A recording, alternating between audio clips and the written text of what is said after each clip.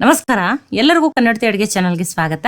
ಇಲ್ಲಿ ನಾನು 1 ಕಪ್ ಆಗಷ್ಟು ಎಳೆ ಪಾಲಕ್ ಸೊಪ್ಪನ್ನು ತೊಳೆದ್ಬಿಟ್ಟು ಸಣ್ಣದಾಗಿ ಕಟ್ ಮಾಡಿ ಹಾಕ್ತಾ ಇದ್ದೀನಿ ರೀ. ಆದಷ್ಟು ಎಳೆ ಪಾಲಕ್ ಸೊಪ್ಪನ್ನು ತಗೋರಿ, ಟೇಸ್ಟು ಚೆನ್ನಾಗಿ ಬರ್ತದೆ. ಸ್ವಲ್ಪ ಇಲ್ಲಿ ತೊಳೆದು ಕಟ್ ಮಾಡಿ ಇಟ್ಕೊಂಡಿರುವಂಥ ಕೊತ್ತಂಬರಿ ಸೊಪ್ಪನ್ನು ಹಾಕ್ತಾ ಇದ್ದೀನಿ. 2 ಮೆಣಸಿನ್ಕಾಯಿನ ಸಣ್ಣದಾಗಿ ಕಟ್ ಮಾಡಿ ಹಾಕ್ತಾ ಇದ್ದೀನಿ. ಖಾರ ನೀವು ನೋಡ್ಬಿಟ್ಟು ಹಾಕೋರಿ. ಮಕ್ಕಳಿಗೆ ಮಾಡ್ತಿದ್ರಂದ್ರೆ ಈ ಹಸಿ ಮೆಣಸಿನ್ಕಾಯಿನ ಸ್ಕಿಪ್ನು ಮಾಡ್ಬೋದು. 1 ಮೀಡಿಯಮ್ ಸೈಜದ ಈರುಳ್ಳಿಯನ್ನು ಸಣ್ಣದಾಗಿ ಕಟ್ ಮಾಡಿ ಹಾಕ್ತಾ ಇದ್ದೀನಿ. 1 ಕ್ಯಾರೆಟನ್ನು ತುರಿದ್ಬಿಟ್ಟು ಹಾಕ್ತಾ ಇದ್ದೀನಿ. ಅರ್ಧ ಸ್ಪೂನ್ ಆಗಷ್ಟೇ ಜೀರಿಗೆಯನ್ನು ಹಾಕ್ತಾ ಇದ್ದೀನಿ. ಶುಂಠಿಯನ್ನು ಸಣ್ಣದಾಗಿ ಕಟ್ ಮಾಡಿನೂ ಹಾಕ್ಬೋದು, ತುರಿದ್ಬಿಟ್ಟು ಹಾಕೋಬೋದು.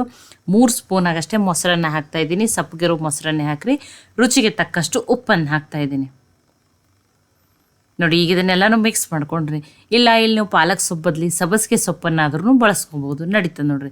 ಈಗೆಲ್ಲನೂ ನೀಟಾಗಿ ಮಿಕ್ಸ್ ಆಗ್ಯದ್ರಿ. ಇದಕ್ಕೆ ನಾನು ಇಲ್ಲಿ ಏನು ಮಾಡ್ತಾ ಇದ್ದೀನಿ, 1 ಕಪ್ ಆಗಷ್ಟೇ ಚಿರೋಟಿ ರವೆಯನ್ನು ಹಾಕ್ತಾ ಇದ್ದೀನಿ. ನಿಮ್ಮ ಕಡೆ ಚಿರೋಟಿ ರವೆ ಇಲ್ಲಾಂದ್ರೆ ಉಪ್ಪಿಟ್ಟು ರವೆ, ಬಾಂಬೆ ರವೆ ಐತಂದ್ರೆ ಅದನ್ನು ಮಿಕ್ಸಿಗೆ ಹಾಕ್ಬಿಟ್ಟು ಹಾಕ್ರಿ.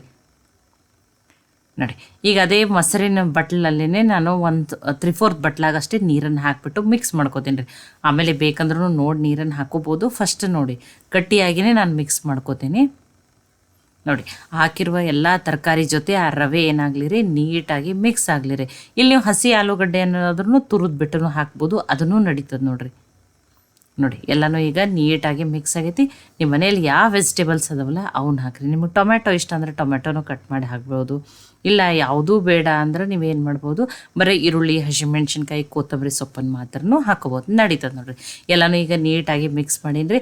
ಹಾಕಿರುವ ರವೆ ಏನಾಗಲಿ ರೀ ನೆನೆಲಿ ಮುಚ್ಚಿ ಒಂದು 10 ನಿಮಿಷ ಇದನ್ನು ಸೈಡಿಗೆ ಇಡ್ತೀನಿ. ಇದಕ್ಕೊಂದು ಚಟ್ನಿಯನ್ನು ರೆಡಿ ಮಾಡ್ಕೊತೀನಿ ನೋಡಿರಿ. ನೋಡಿ, ತೆಂಗಿನಕಾಯಿ ಅಥವಾ ಕಾಯಿ ಇರಲಾರ್ದೇ ಅಥವಾ ಕೊಬ್ಬರಿ ಇರಲಾರ್ದೇ ಮಾಡೋ ಚಟ್ನಿ ರೀ. ಒಂದು ಅರ್ಧ ಸ್ಪೂನಾಗಷ್ಟೇ ಎಣ್ಣೆಯನ್ನು ಹಾಕ್ತಾ ಇದ್ದೀನಿ. 2 ಹಸಿಮೆಣ್ಸಿನ್ಕಾಯಿ, ಸ್ವಲ್ಪ ಶುಂಠಿ, ಒಂದು 5-6 ಬೆಳ್ಳುಳ್ಳಿ ಹೆಸಳನ್ನು ಹಾಕಿದ್ದೀನಿ.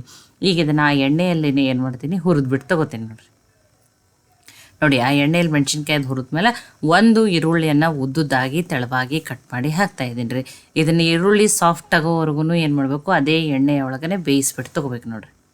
ನೋಡಿ, ಈ ಈರುಳ್ಳಿ ಲೈಟಾಗಿ ಸಾಫ್ಟ್ ಆದರೆ ಸಾಕ್ರಿ. ನೋಡಿ, ಈ ಈರುಳ್ಳಿ ಏನಾಗೈತಿ, ಸಾಫ್ಟ್ ಆಗೈತೆ ರೀ.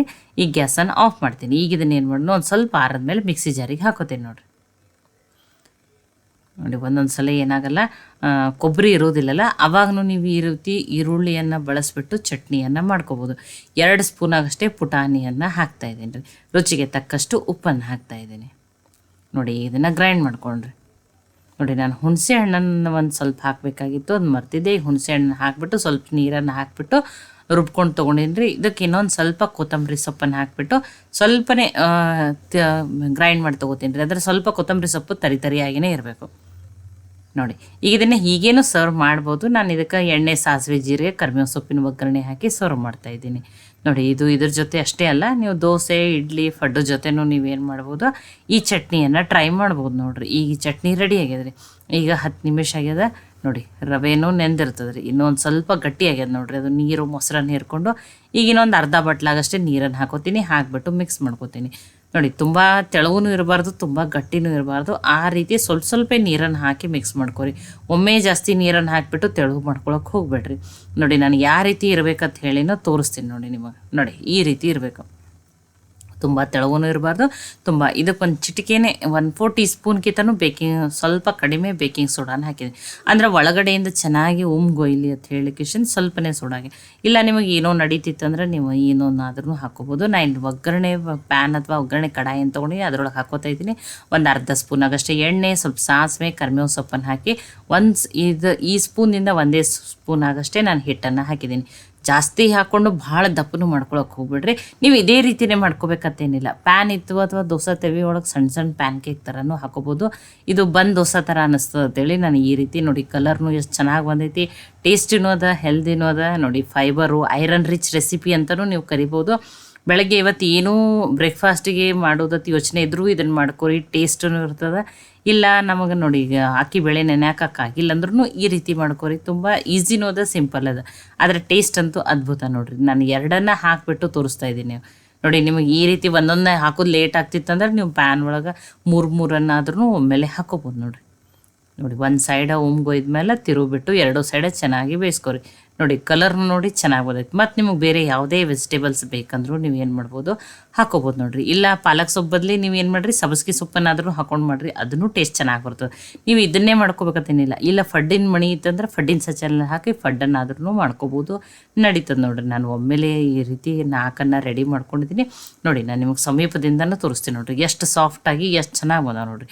ಮುರಿದು ಬಿಟ್ಟೂ ತೋರಿಸ್ತೀನಿ ನೋಡಿರಿ. ನೋಡಿ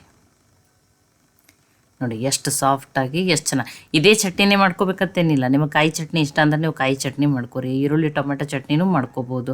ಇಲ್ಲ ಏನೂ ಬೇಡ ನಿಮ್ಗೆ ಗಡ್ಬಡಿ ಅದು ಟೈಮ್ ಇಲ್ಲ ಮಾಡೋಕ್ಕಂದ್ರೆ ನೀವು ಇದನ್ನು ಸಾಸ್ ಜೊತೆನೂ ಸರ್ವ್ ಮಾಡ್ಬೋದು ನೋಡಿರಿ. ಬಿಸಿ ಬಿಸಿ ಟೇಸ್ಟಿಯಾಗಿರುವಂಥ ರವೆ ಪಾಲಕ್ ಸೊಪ್ಪಿನ ಬನ್ ದೋಸೆ ಅಂತ ನಾ ಹೆಸರಿಟ್ಟೀನಿ. ನೀವು ಏನು ಹೆಸರಿಡ್ತೀರತ್ತ ಹೇಳಿನೂ ನನಗೆ ಕಮೆಂಟ್ ಮಾಡಿ ತಿಳಿಸ್ರಿ. ತುಂಬ ಸಿಂಪಲ್ ಅದ್ರಿ. ಬೆಳಗ್ಗೆ ಗಡಿಬಿಡಿಯಲ್ಲಿ ನಮಗೆ ಟೈಮ್ ಇಲ್ಲ, ಉಪ್ಪಿಟ್ಟು ಅವಲಕ್ಕಿ ತಿಂದು ಬೇಜಾರಾಗಿತ್ತಂದ್ರೆ ಈ ರೆಸಿಪಿಯನ್ನು ಖಂಡಿತನೂ ಟ್ರೈ ಮಾಡಿ ನೋಡಿರಿ.